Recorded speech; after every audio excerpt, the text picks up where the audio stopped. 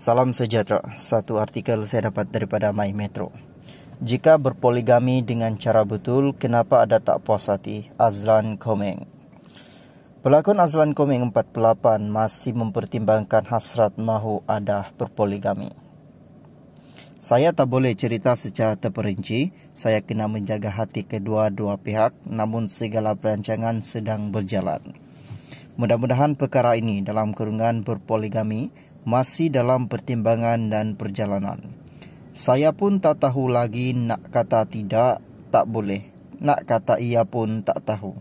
Saya masih lagi berfikir.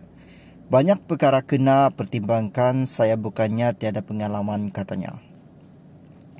Bagaimanapun Azlan berkata, berpoligami bukanlah suatu perkara yang dibanggakan, jadi perlu berhati-hati dalam memberi jawapan. Saya pernah berpoligami ketika awal perkahwinan dengan Nur Nilam.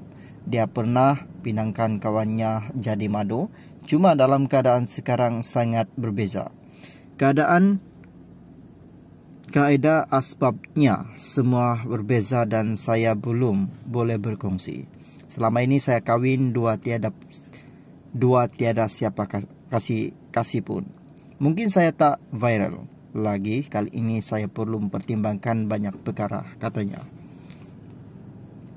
Ditanya sama ada kesal apabila kisah berkahwin lagi hangat diperkatakan, Azlan berkata dia tidak mempunyai perasaan sedemikian, tapi agak kecewa apabila ada yang memberikan komen tidak sepatutnya.